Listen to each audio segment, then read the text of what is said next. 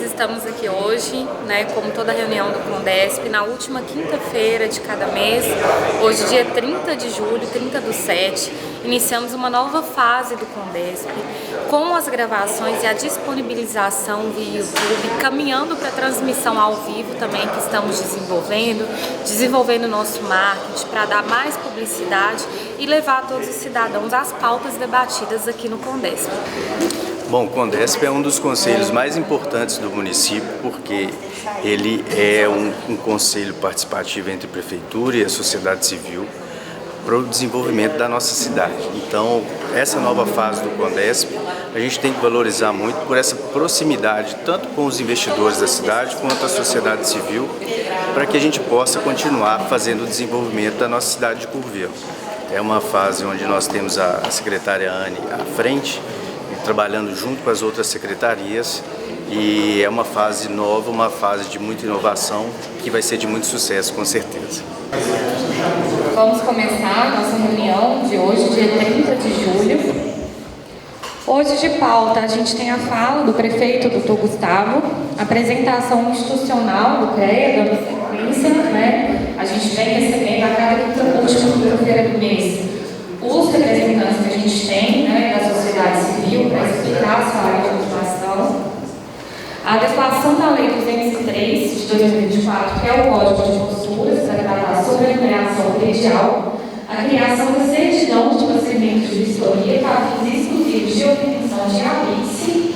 Vamos tratar sobre o Fundo Municipal de Planejamento Urbano e a regulamentação do comércio ambulante. Então, gostaria de convidar o Dr. Gustavo. Bom dia, gente. Primeiro, agradecer a todos vocês por estarem aqui. Esse conselho, eu julgo ser um dos conselhos mais importantes para o desenvolvimento da nossa cidade. Vejo que são pessoas extremamente sérias que compõem o conselho. Essa nova abertura de poder até estar gravando as reuniões é também de extrema importância para a segurança de todos.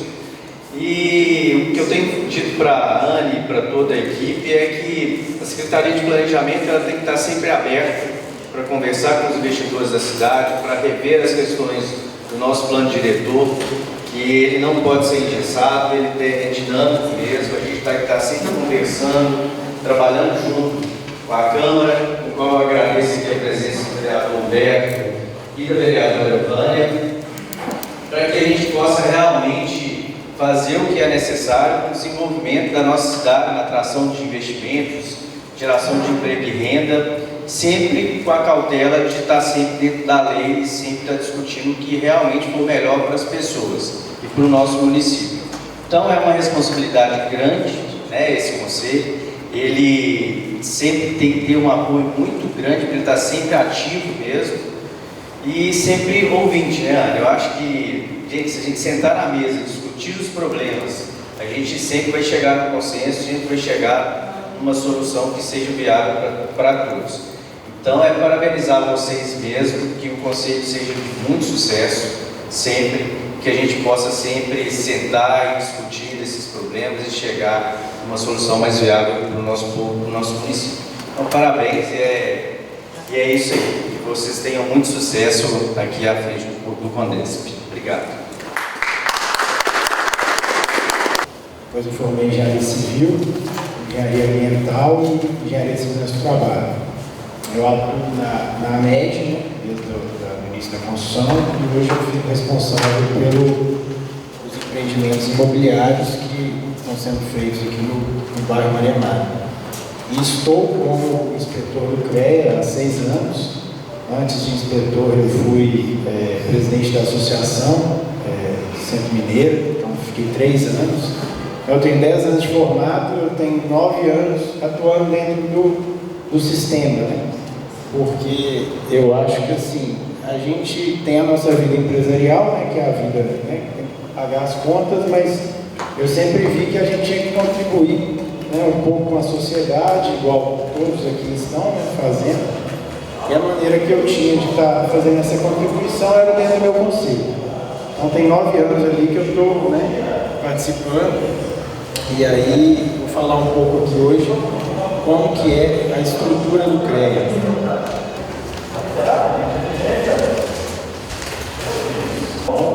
sistema CREA, ele é composto, né? É o Confea, CREA, Mútua.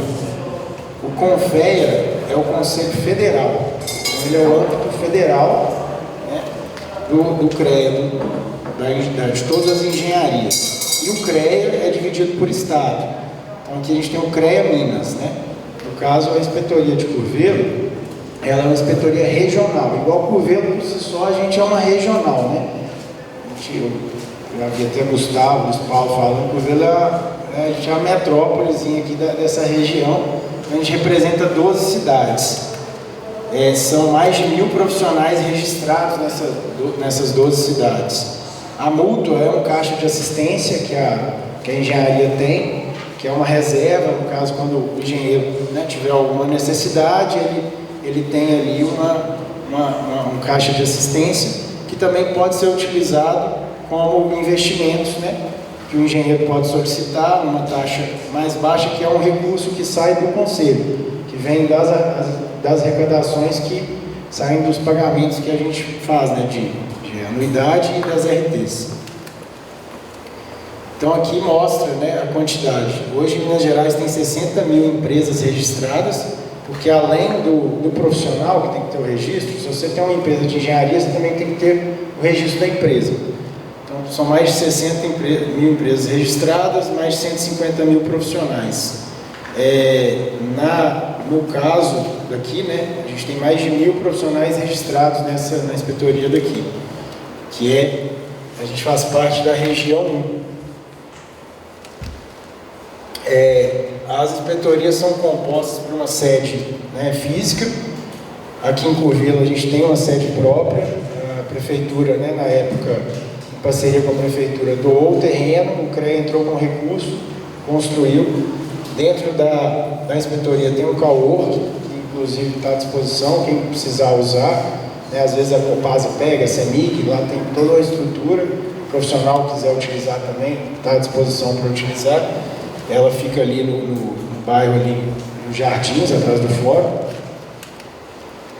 Essa é a estrutura organizacional do CREA, né? A presidência, como que é feita a distribuição.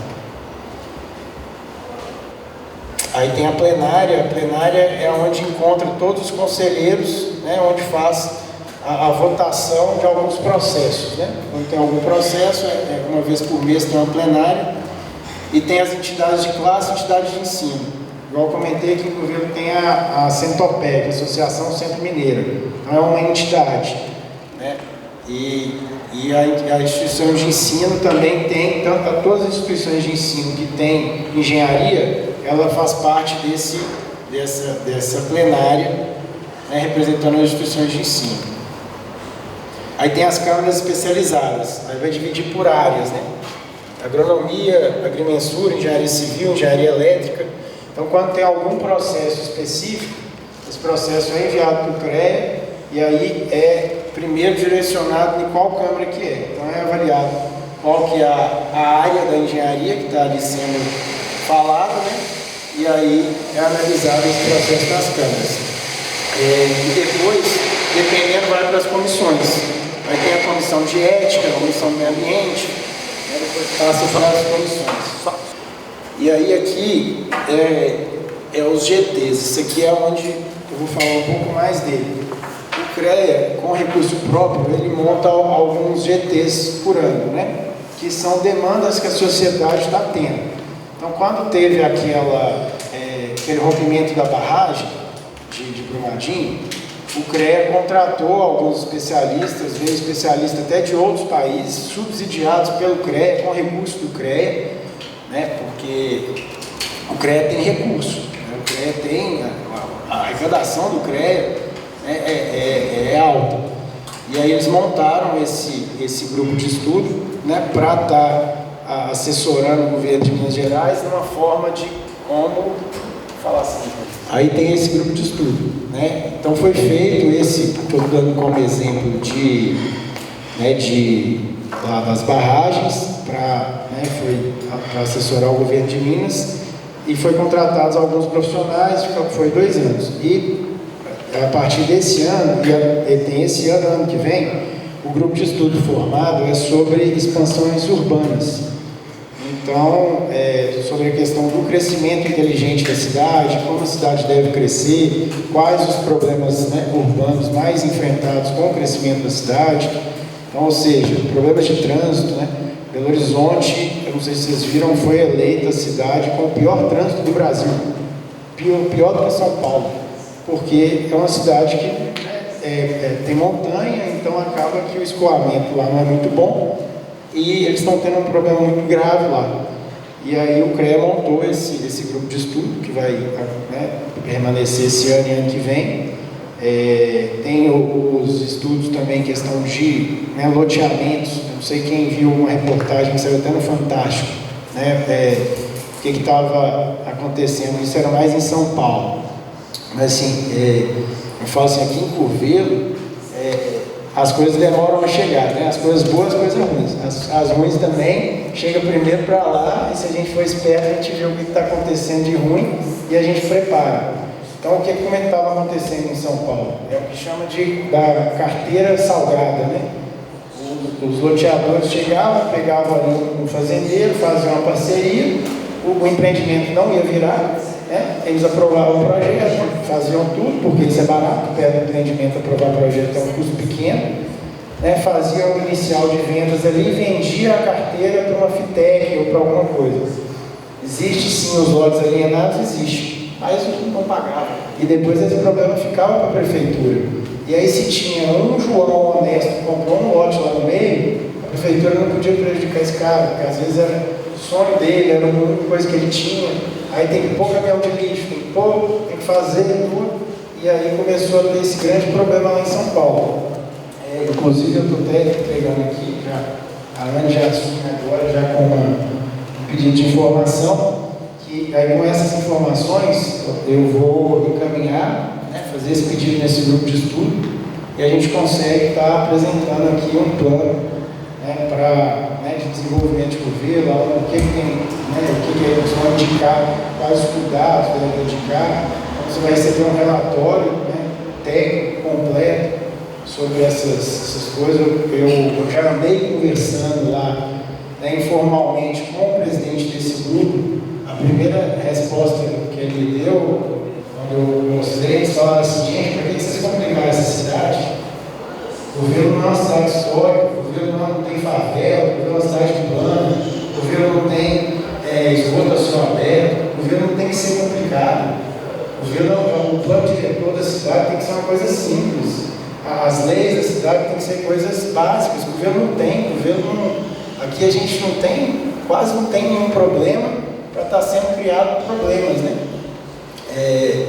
Então, essa revisão,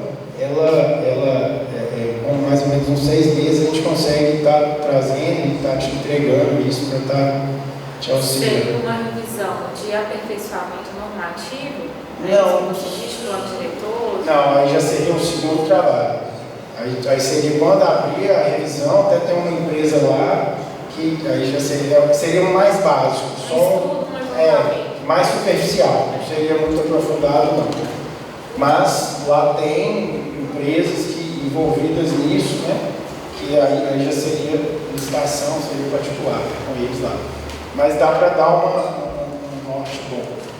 É mais a percepção que o CREA tem do desenvolvimento da uma legislação urbanística local. Aí eu coloquei lá como uma cidade de interior, que está chegando a 100 mil habitantes e tudo mais. E aí eu vou até os próximos, encerrar a apresentação dos próximos slides mais específicos, né, para a engenharia, né, sobre RT e mais específico para o profissional. Mas aproveitar aqui para, né, desejar as boas-vindas, né? O Gustavo já assumiu aí já há alguns meses, né? Também desejar as boas-vindas ali. E o Gustavo já andou reunindo, né, com algumas pessoas, viu, Gustavo? Só elogios em relação a você. Então está demonstrando ser um prefeito aí muito aberto, né? Está com gás novo e fala assim, a alternância de poder ela é interessante porque cada um deixa as características que tem, né? Então, a gente teve um prefeito, né, que deixou as características dele, agora tem um outro que vai vir aí com as características dele. Se a cidade for inteligente, ela vai absorver o que cada um tem de bom. Da mesma forma, o conselho, a Secretaria de Planejamento, né?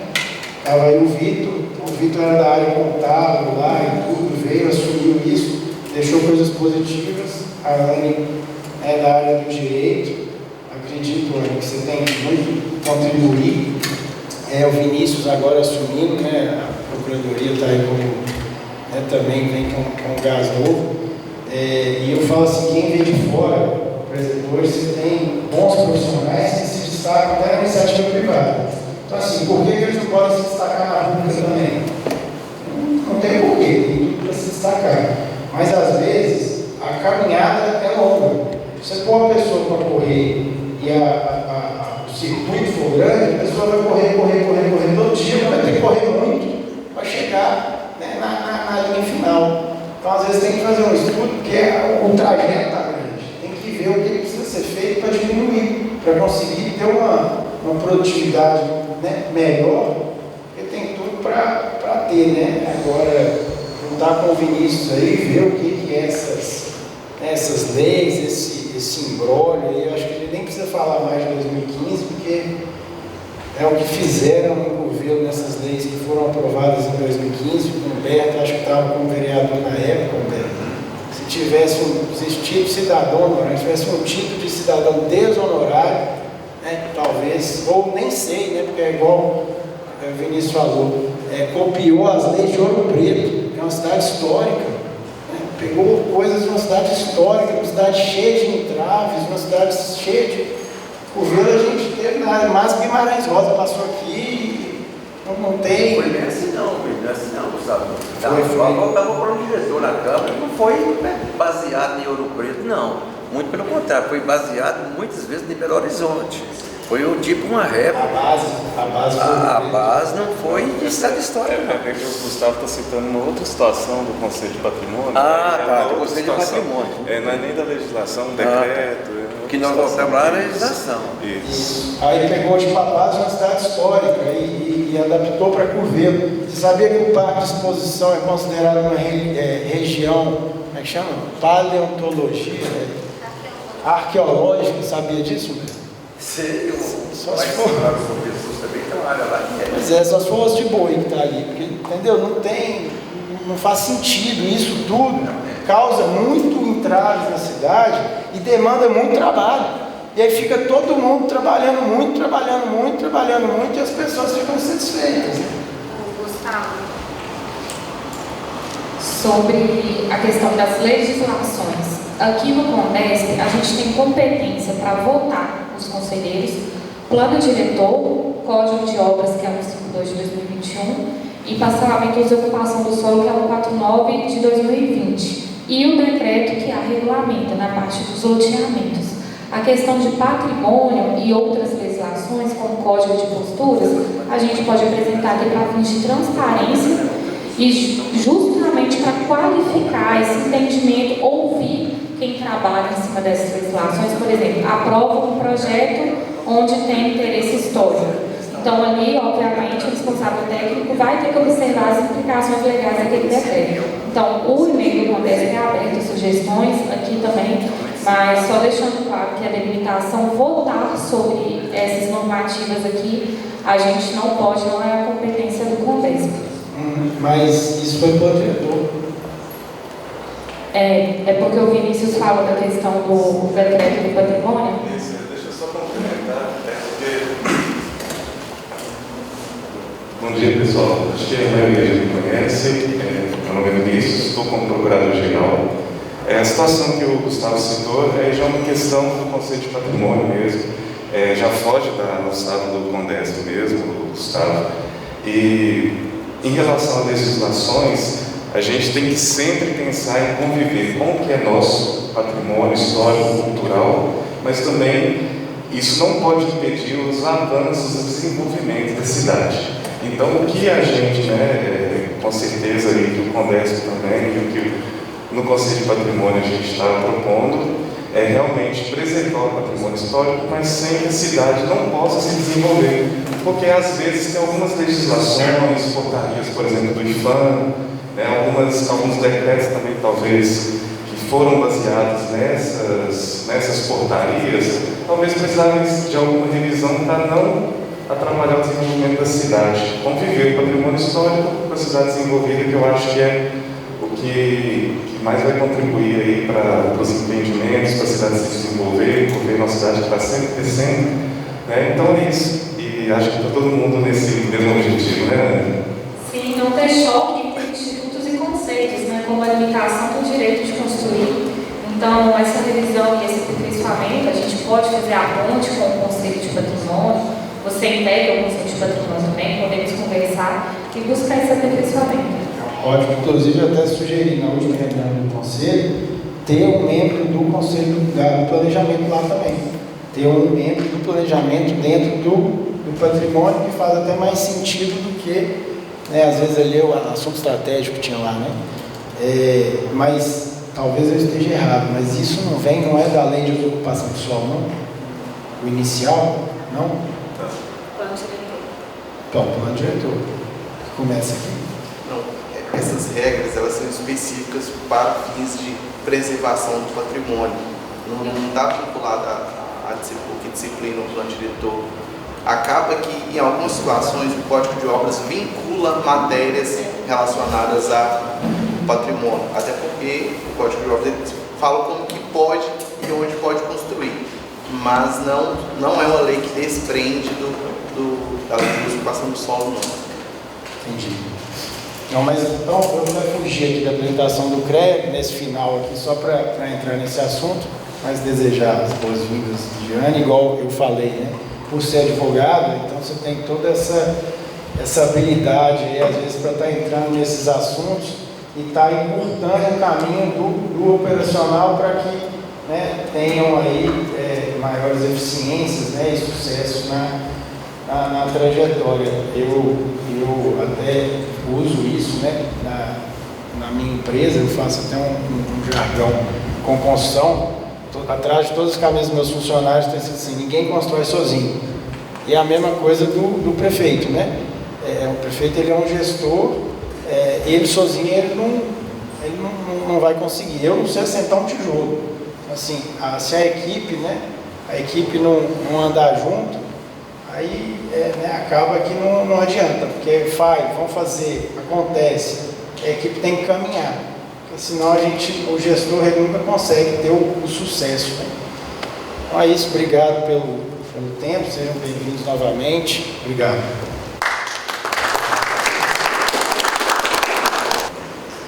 Bom dia a todos, meu nome é Jefferson, sou engenheiro civil de formação, sou fiscal de obras também de carreira aqui no município e estou como gerente de projetos de engenharia urbana na Secretaria de Planejamento.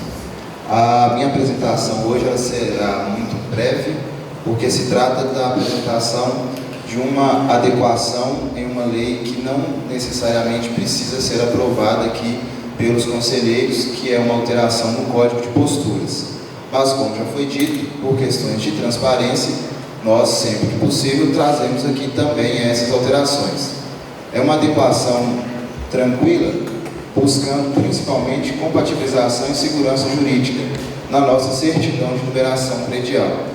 Quando a gente fala assim, a certidão de numeração predial, pode parecer que é algo banal e que não tem a devida importância dentro do processo de planejamento urbano. Mas, na verdade, ela hoje funciona como o principal instrumento que efetivamente controla a expansão do município.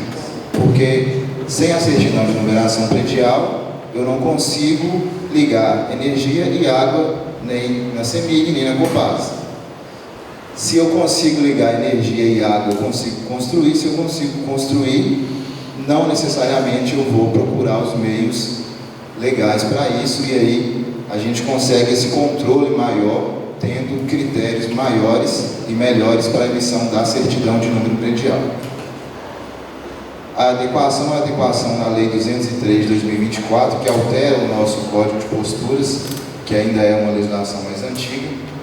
Atualmente, no rol de proibições para a emissão dessa certidão, consta imóvel com inscrição imobiliária, integrante de loteamento, cuja execução de obras de infraestrutura de abastecimento de água, esgotamento sanitário e fornecimento de energia não estejam concluídos. E o nosso decreto 4467, que regulamenta um capítulo específico da Lei 149, que fala do parcelamento do solo, ele trata do recebimento provisório das obras de urbanização dentro dos loteamentos. Então, em conversas internas, nós percebemos que era mais viável, mais seguro juridicamente, que essa questão da menção às obras de infraestrutura, ela fizesse referência ao dispositivo que nós já temos. E aí a proposta de alteração será para que passe a constar imóvel com inscrição imobiliária, integrante de loteamento, cujo termo de recebimento provisório de obras de urbanização não tenha sido emitido nos termos do artigo 98 do decreto. Ali aparece o não tenha sido emitido porque esse rol está na lista de proibições. Então, se o termo não tiver sido emitido, a certidão também não poderá ser emitida. Para o termo ser emitido, o loteamento precisa ter executado as obras de acordo com o projeto, a equipe do município ter realizado a vistoria e aceitado todas as obras. Alguém tem alguma dúvida, algum questionamento? Então, novamente, é uma apresentação apenas de uma alteração que será feita, ela não precisa da votação aqui dos membros do Conselho. Só uma implicação disso, para a gente visualizar na prática, seria o seguinte: as obras de urbanização do loteamento não foram concluídas ainda, então a gente não tem pavimentação asfáltica, iluminação pública, os melhoramentos básicos que a gente precisa para que aquele lugar tenha condições de habitabilidade, e a pessoa consegue ligar água e luz, constrói e depois demanda do município, né, que de forma breve forneça esse tipo de serviço que foi pactuado de ser entregue pelo loteador. Então, reparte as competências e as responsabilidades de forma a garantir que o município não seja onerado indevidamente e que o adquirente do lote não seja lesado pela falta de infraestrutura básica.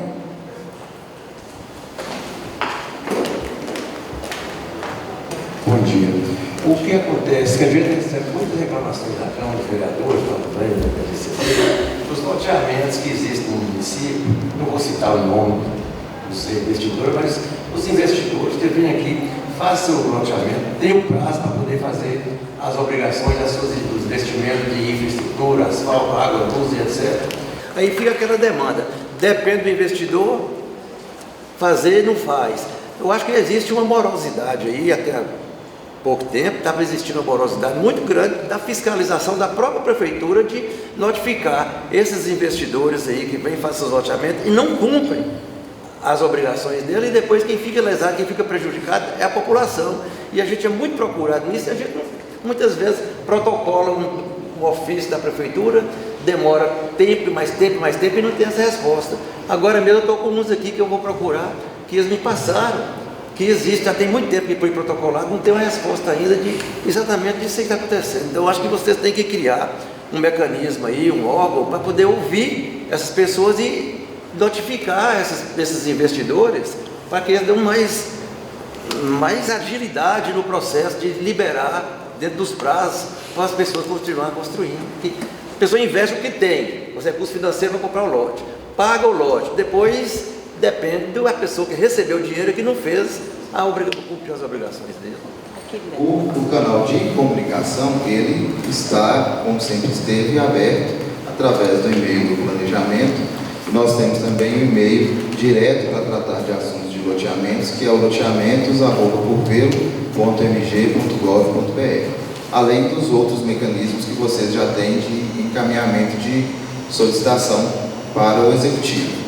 Com relação especificamente à demanda de fiscalização, nós criamos e estamos estruturando a Comissão de Fiscalização de Parcelamento do Solo, justamente porque foi uma demanda que também foi enxergada pela administração de ter essa necessidade de um acompanhamento mais próximo do processo inteiro da execução e não somente da cobrança no final.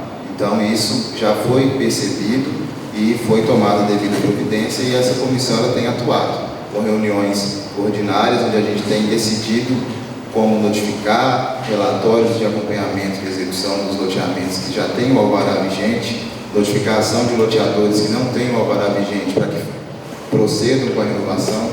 Então, assim, tem muito trabalho de bastidor que é feito, né? E que a gente, às vezes, porque não é mesmo para dar essa divulgação de tudo que é feito nos bastidores, mas pode ficar tranquilo que tem muito trabalho de bastidor sendo feito. E sobre essa questão da Comissão de Fiscalização de Loteamentos, ela é uma nova inserção na Lei 149, então foi uma iniciativa que foi tratada aqui no CONDESP, também foi identificada essa necessidade. O Jefferson atua diretamente na realização dessas vistorias, quando solicitado por interessados, pelo loteador, no exercício do poder de polícia, da gente fiscalizar, identificar que tem uma alta morosidade, que está abandonado, verificar o estágio, como que está sendo feita a execução dessas obras, e a denominação da comissão é Comissão de Fiscalização e Acompanhamento, permanente desses empreendimentos. Então, desde o momento que a gente aprova um loteamento, já vai ter um cronograma de ser fiscalizado, inclusive as entregas, amostra de pavimentação asfáltica, para verificar a qualidade, principalmente o que vai estar consolidado se a gente fiscalizasse apenas ao final da execução, para garantir que quando chegar no recebimento provisório, a execução seja algo digno para quem adquiriu lotes ali naquele espaço também. Considerando a transição que a gente fez da Secretaria de Obras para a Secretaria de Planejamento, que ocorreu no início desse ano,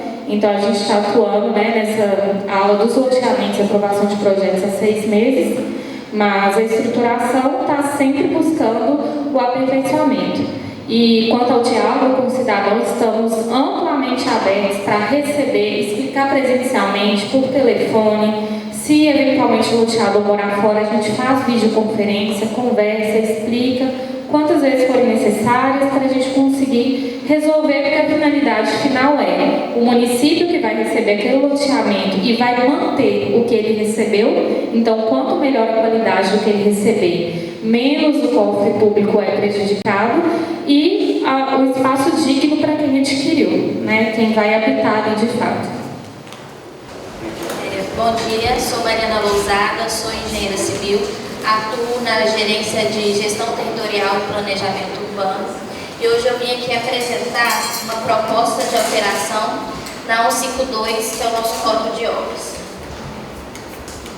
que é a criação de certidão de prosseguimento para vistoria, o CPV, para fins exclusivamente de habites.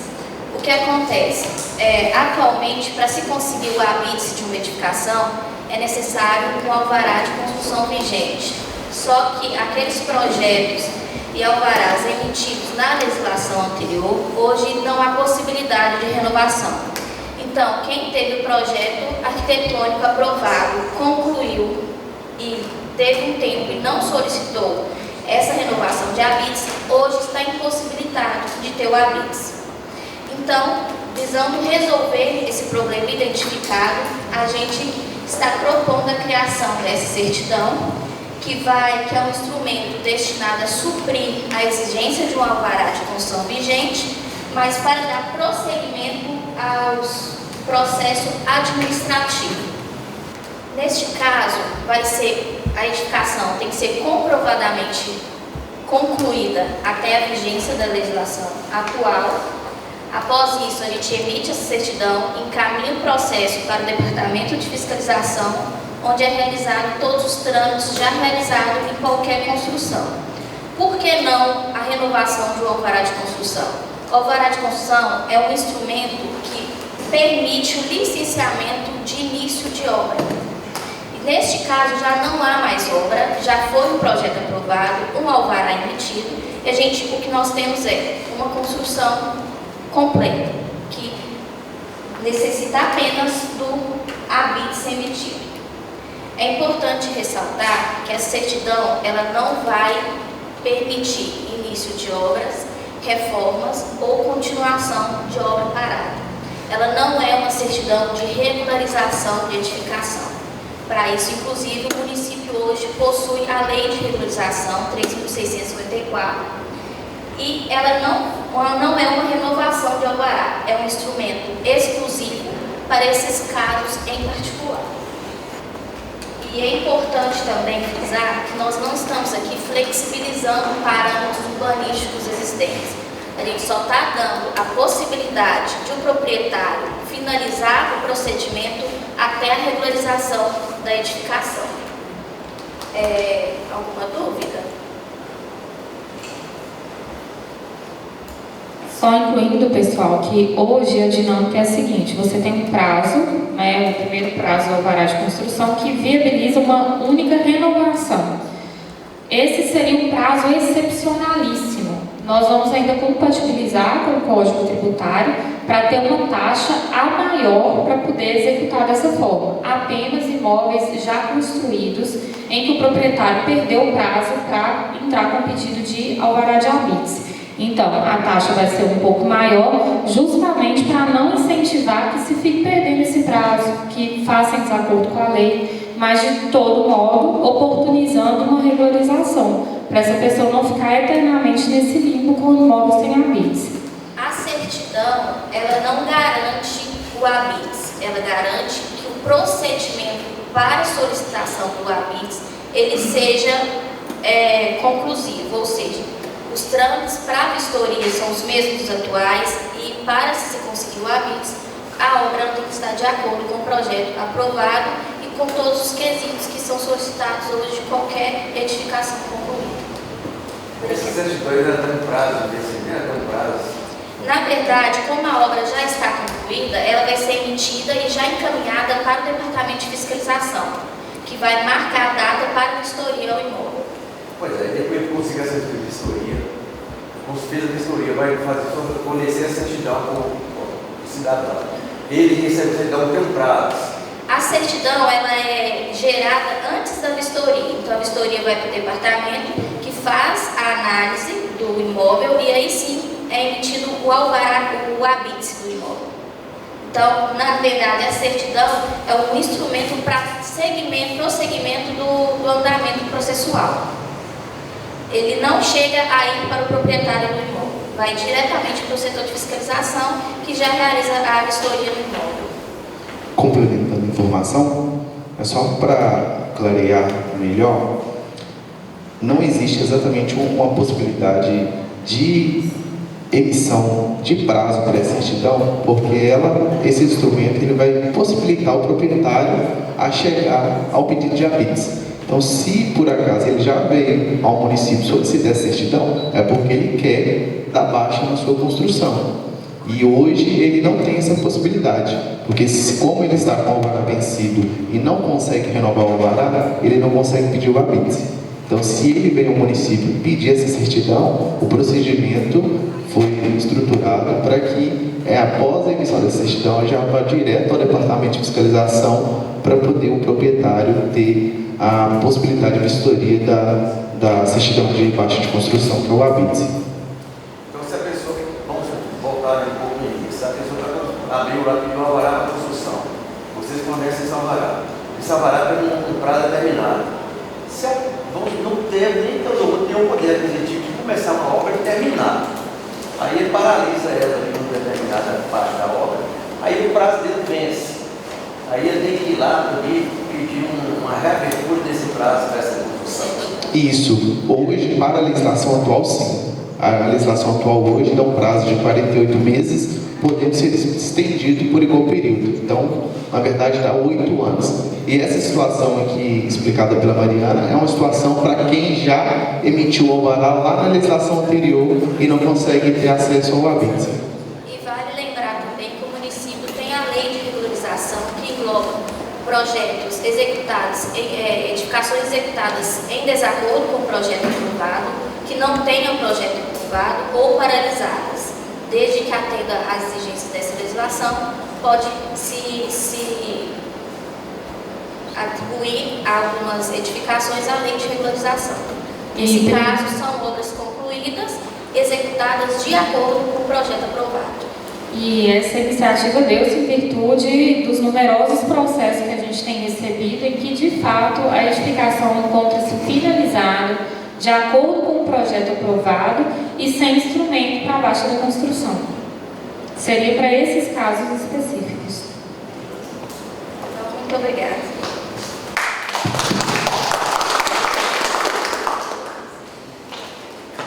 Pessoal, nosso penúltimo assunto, eu vou ser bem rápida, apenas para dar transparência, a gente vai regulamentar o Fundo Municipal de Planejamento Urbano. Não é algo novo, não cria obrigações, tributárias, não cria nada, que vá ter um impacto financeiro para o município, apenas organiza e regulamenta o que já está previsto no nosso plano diretor.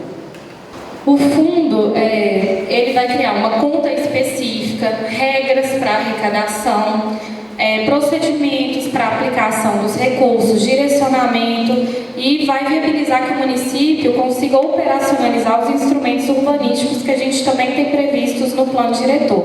Outorga onerosa, transferência do direito de construir, PTU progressivo no tempo. A gente tem vários instrumentos que estão hoje silentes, não estão em funcionamento, e eles são essenciais para o desenvolvimento do planejamento urbano.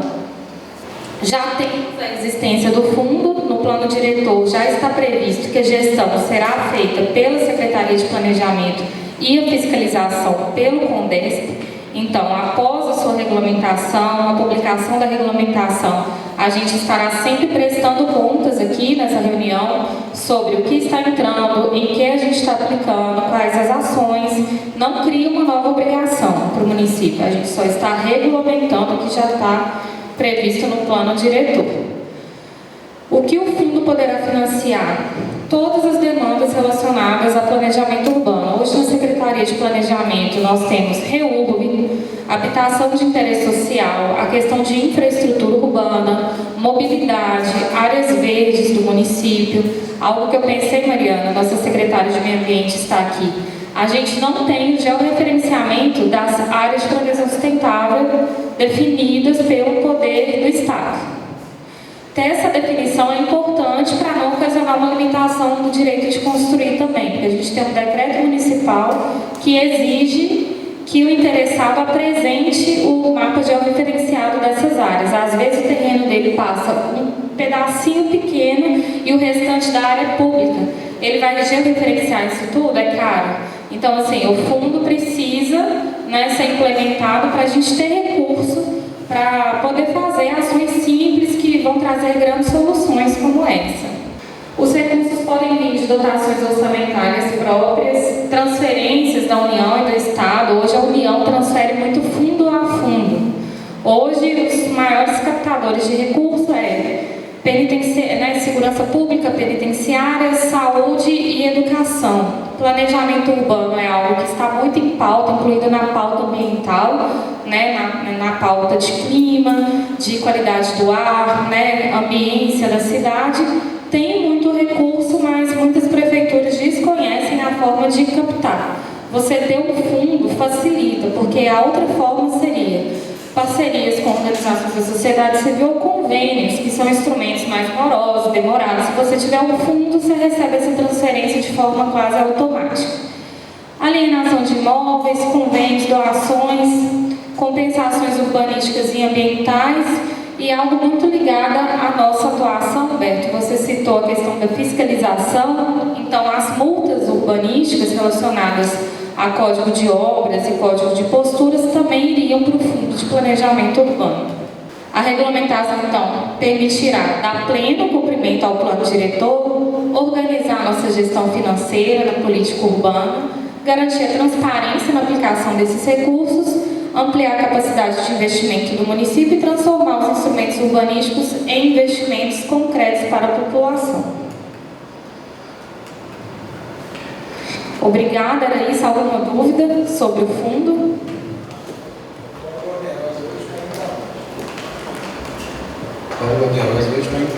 Não tem um local próprio, vai para arrecadação. Já está sendo pago, né? É pago. Já vai ter multa. Tem a fórmula já no nosso Código Tributário e é emitida a guia pelo levantamento de tributação. já acontece a cobrança. Só não vai para o fundo ainda. Só não tem a destinação adequada. Pessoal, convido eu, ele aqui agora, é uma pauta que vem sendo introduzida em algumas reuniões do CONDESP e agora a gente chegou numa regulamentação final do comércio ambulante. O Euler vai explicar melhor, mas já adiantando como preocupação, inclusive tratada com os vereadores, a questão tributária. A gente cria a minuta, né, faz toda a verificação e depois compatibiliza com o Código Tributário referente à cobrança das taxas que a gente menciona, né, para o uso do espaço público e etc. Eu sou tributarista de formação. O Euler, quando ele iniciou esse trabalho com os ambulantes, ele entrevistou os ambulantes, então acho que vale a pena a gente voltar às ruas novamente, conversar, né, quanto que você consegue tirar por mês, qual que seria, né, uma contribuição razoável para você permanecer. Por exemplo, pessoas muito vulneráveis, aquela senhorinha que vende pipoca na Praça Benedito e etc., que nunca contribuiu, não sabe como que faz para pagar todo mês, como que emite guia e etc. Então, toda essa orientação e capacitação será realizada. Muito obrigado. Bom dia a todos. Queria agradecer aqui a presença dos conselheiros, demais integrantes, convidados, a presença dos vereadores aqui, Humberto e Vânia. A nossa última pauta do CONDESP diz respeito à regulamentação do comércio do município. Se deu-se esse cronograma de trabalho desde o ano de 2025, no primeiro semestre, onde nós, enquanto grupo de trabalho, instituímos um cronograma para realizar essa regulamentação e passado todo o trabalho interno desse grupo de trabalho, como visita e inspetorias durante a cidade, para mapeamento desses ambulantes, onde estão, o que estão vendendo, quais as perspectivas do município, porque até então o município, desde 2020, não tem emitido alvará de localização e funcionamento para o comércio ambulante. Então, temos alguns comerciantes estabelecidos nos logradouros do município que estão sem a licença. Logo, para a gente, enquanto executivo, permitir o ambulante trabalhar de forma regular, com segurança jurídica e tendo o executivo com todo esse controle, faz extremamente importante essa regulamentação e implementação. A lei que estabelece a regulamentação do comércio ambulante é a 1973, que é a lei do Código de Posturas, que é a lei 779 de 73, onde ela tem uma regulamentação genérica que estabelece que esse licenciamento do comércio ambulante deve ser de caráter especial. E até então o município não tinha regulamentado como seria esse licenciamento. Portanto, como a lei ela é um pouco antiga, faz necessário a gente implementar essa forma de licenciamento do comércio ambulante. O objetivo disso, regulamentar, organizar o nosso espaço urbano, proteger tanto a sociedade quanto os comerciantes e estabelecer critérios objetivos de fiscalização e regulamentação. Quais que são os ambulantes que poderiam solicitar e ter o seu licenciamento aprovado no município? Os ambulantes estacionários são aqueles que fazem o comércio através de barracas, tendas, bancadas e outros elementos similares. Os ambulantes que usam de veículo adaptado, que são veículos automotores, que o interessado faz a adaptação do seu veículo para estabelecer o seu comércio ambulante. Carrinhos de propulsão humana, que são aqueles carrinhos de cachorro-quente, picolé, pipoca, e de reboque ou semi-reboque, que é aquele que não tem um veículo totalmente adaptado, mas adapta o semi-reboque para poder acoplar no seu veículo e fazer o seu comércio ambulante. Então, se essas seriam as formas legalizadas para poder fazer o comércio ambulante que está sendo proposta na lei. Como que vai dar esse licenciamento? Através dessa licença obrigatória, ou seja, só pode ir para a rua fazer esse comércio ambulante quem veio previamente ao município solicitar essa licença, vinculado à atividade e ao local e horário, onde o município vai entregar para o interessado o que ele pode vender, onde ele pode vender e em ao horário. Lembrando que as atividades permitidas aqui são aquelas vinculadas à produção de gêneros alimentícios, bebidas, produtos artesanais, que são de fabricações próprias, frutas, hortigranjeiros, e está incluso ali hortaliças, verduras, etc. Então, a limitação desse tipo de produto se deu-se também como resultado do estudo que nós fizemos durante a cidade. A gente viu que a maioria dos produtos que estavam sendo comercializados estão englobados nessa questão. E logo, nós, enquanto executivo, enquanto município, não podemos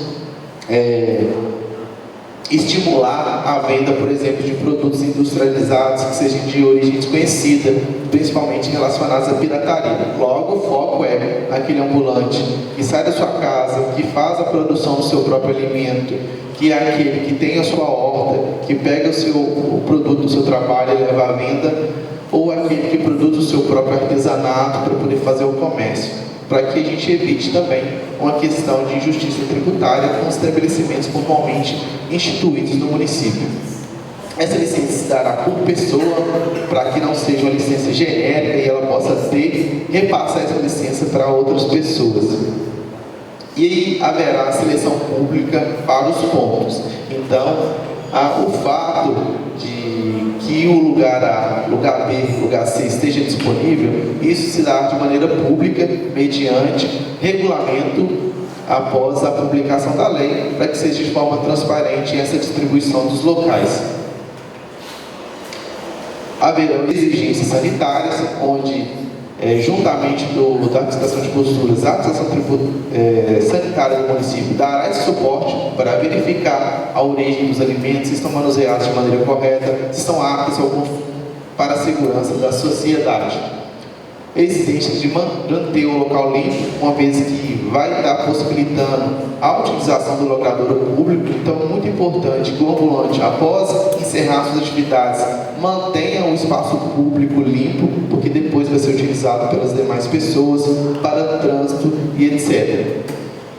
Exigência de recipientes para coleta de lixo, para que todo o seu trabalho não gere resíduos para poder poluir o ambiente. Em relação ao ruído e segurança, para que o comércio ambulante foque no objetivo de geração de renda através de vendas de produtos e não de uma licença arbitrária de pequenos shows, de colocar som alto no logradouro público, dando impacto à vizinhança.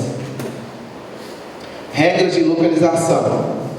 Para melhor planejamento da cidade e regulamentação do espaço, sugere-se que, para a limitação da instalação desses ambulantes, nós fazemos um link com o nosso plano diretor através do adensamento central da cidade, da ADS central, onde ela inicia ali nas proximidades da Basílica. Então, haveria essa proibição da instalação dos ambulantes na Praça Voluntários da Pátria, na Praça Tiradentes, que é de frente à Prefeitura, na Praça Benedito Valadares, na toda a extensão da Avenida Dom Pedro II, na Avenida Antônio Olinto, na Praça Mauá, que é de frente ao Hipermax, na Praça Central do Brasil, que é a Praça da Estação, e na Avenida Lúcio Guimarães, mais especificamente no perímetro de onde ocorre o Parque da Sanitária. Por que a sugestão da proibição do comércio ambulante nesses locais? Para a gente evitar a questão da justiça tributária, porque quando a gente analisa onde que se concentra o poderio econômico e instalação das empresas formalmente instituídas, a gente vê que todos esses logradouros citados é onde se concentra a maior parte desses estabelecimentos. Logo, o ambulante, que vai ter uma carga tributária menor, vai ter um custo menor para exercer sua atividade, seria um pouco injusto do ponto de vista do executivo deixar que, por exemplo, o ambulante estabeleça o comércio de venda de frutas na frente de uma verduraria que paga aluguel, que tem custo com funcionário, trabalhadores formalmente com carteira assinada. Portanto, haveria essa limitação de não deixar a instalação desses ambulantes nesses logradouros públicos. E aí, os demais locais de cidades podendo ser instalados, porém com algumas regras para a menos de 20 metros de agências bancárias, órgãos públicos e escolas, pontos de parada de transporte coletivo, calçada com inferior a 2 metros, uma vez que se a gente permite um ambulante se instalar numa calçada onde o limite funcional dela é de 2 metros, onde o pedestre vai passar? No meio da rua, disputando espaço com os carros, logo nós não podemos permitir esse tipo de instalação, e a menos de 50 metros de comércio estabelecido com um produto similar, também para poder vincular essa questão de justiça tributária. Para esses locais, haverá exceção os ambulantes que fazem vendas de picolé, carrinho de pipoca e de algodão doce, muito relacionado ao porte e à forma de venda desses produtos, que a gente considera aquele pequeno ambulante, um carrinho de pipoca, um carrinho de picolé. O pessoal do algodão doce geralmente tem um instrumento pequeno, logo a gente não entende que esse tipo de comércio ambulante seja um potencial para a organização da cidade e seu transporte durante as ruas. Para a nossa questão da cidade, a gente também estabeleceu-se como proposta na lei complementar uma regra de transição para os ambulantes que um dia vieram na prefeitura e conseguiram ter acesso ao seu alvará para o seu comércio ambulante.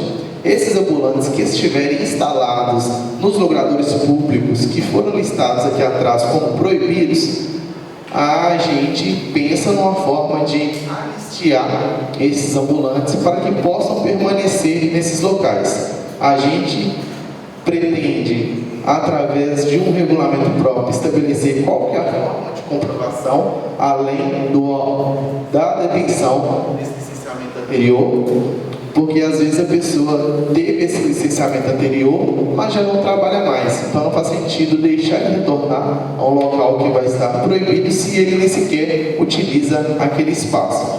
Então, para fins de licenciamento dessas pessoas com a lei atual, com esse projeto de lei, haveria essa permissão dessas pessoas em específico permanecer nesses locais proibidos. Essas pessoas teriam um prazo de 90 dias para solicitar ao município, com a comprovação do exercício anterior e também o cumprimento das demais exigências. Após, obviamente, o detentor dessa licença deixar de querer trabalhar como ambulante, vier a falecer ou alguma outra coisa que deixe de utilizar aquele espaço, não seria permitido mais a instalação de outro ambulante nos locais que estariam proibidos.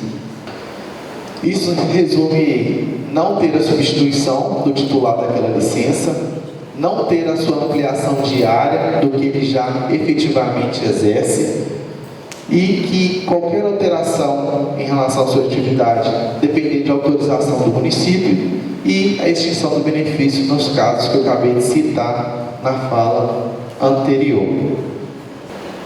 Aqui a gente está estabelecendo alguns parâmetros técnicos que servirá para o fiscal no momento da análise do licenciamento.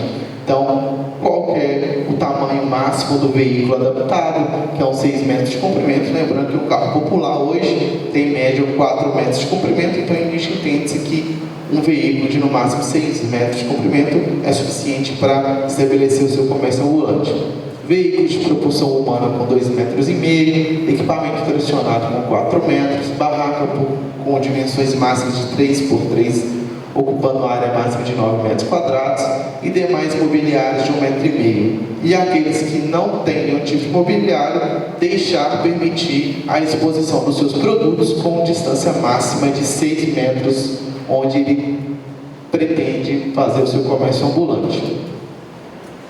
Quanto ao procedimento de fiscalização, a gente está estabelecendo um fluxo totalmente objetivo, com critérios técnicos e com gradação de proporcionalidade, com a emissão de notificação para que ele regularize no prazo máximo de 24 horas e caso ele insista na manutenção da infração a aplicação da multa. Esse valor da multa já é estabelecido no Código de Posturas, não está sendo implementado pela lei complementar, então já é um valor que já é previsto.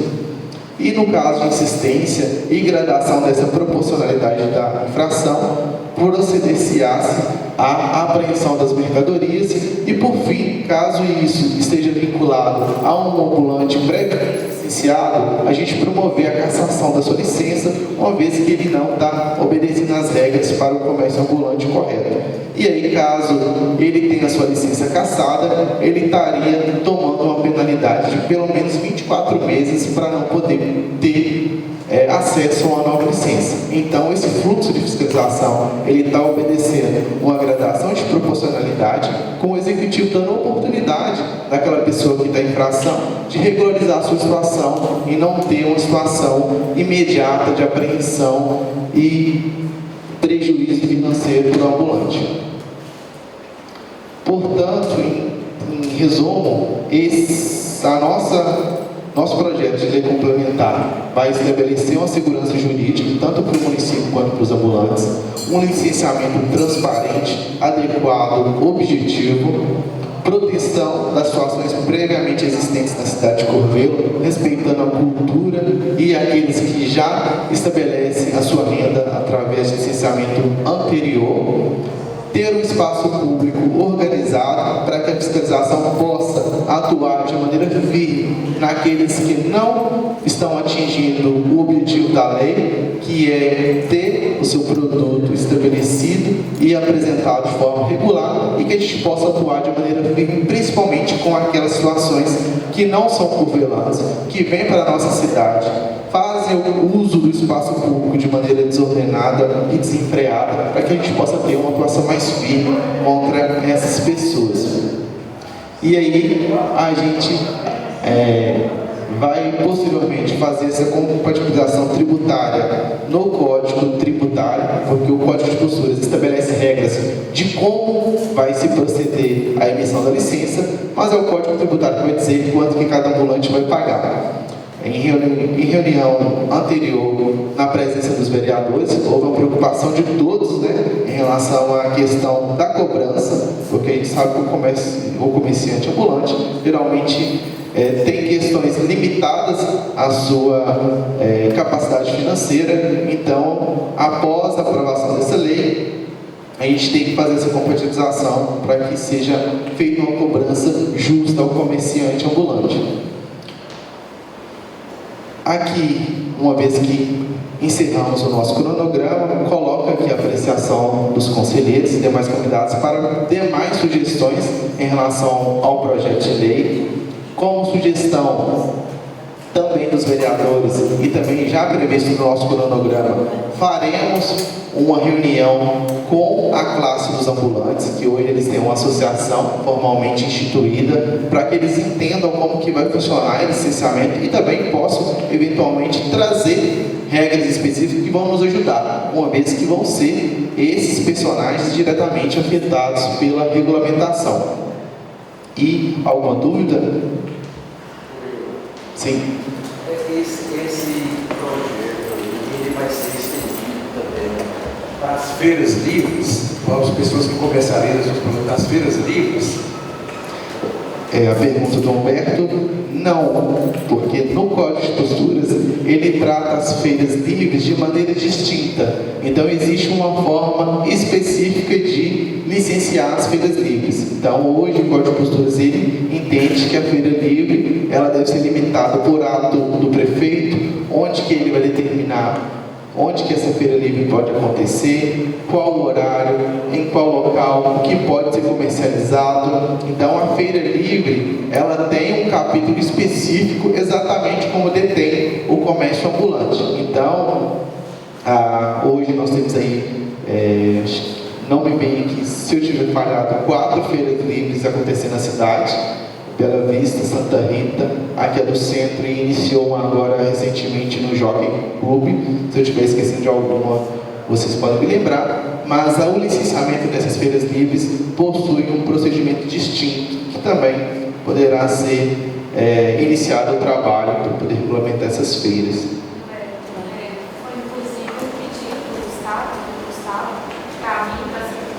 planejamento para, após a regulamentação do comércio ambulante, a gente já iniciar os trabalhos para a regulamentação também das feiras livres.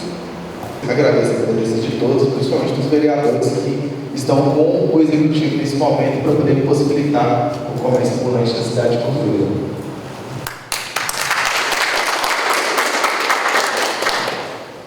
Pessoal, eu só queria anunciar aqui e dar as boas-vindas aos nossos novos conselheiros. São representações, né, idênticas, que é a Procuradoria. O doutor Vinícius está aqui, né, é titular, antigamente era a doutora Kelly, ele veio assumir esse compromisso para a gente. Temos também representantes da Defesa Civil e da CDL. Gostaria que se manifestassem, apresentassem para o pessoal. Tudo bem?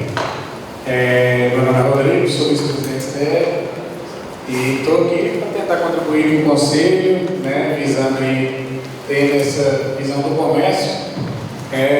Temos o comércio ambulante, mas temos o comércio também local e achei interessante que foi colocado sobre essa questão da similaridade, faz muito sentido para o comércio local e que eu possa contribuir.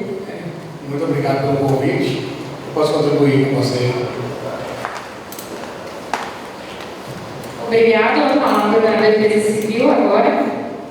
Bom dia a todos, meu nome é Gilson, estou aqui com o servidor Tiago. Estou chegando agora para contribuir, né? Já fui vereador por 2 mandatos, venho da iniciativa privada do comércio, né? E a gente está aqui para poder somar essa administração e a cidade pública. Gente, vou me apresentar novamente. Meu nome é Vinícius, estou como procurador-geral. Espero contribuir e coloco à disposição do Conselho e de vocês. Nós, como servidores públicos, nós estamos sempre a serviço. Então, muito obrigado. E assim, a Procuradoria exerce um papel importantíssimo, porque o que é direcionado para a Câmara Municipal passa pela Procuradoria, pelo crivo e a análise jurídica do Vinícius. Agradeço cada pergunta, participação, sugestão de cada um. O e-mail do Condesp, ele fica disponível até a próxima reunião para encaminhamento de sugestões, de pauta, de assuntos que, né, eventualmente vocês considerem que guardem pertinência com a atuação do Condesp, e aguardo vocês na última quinta do próximo mês. Obrigada.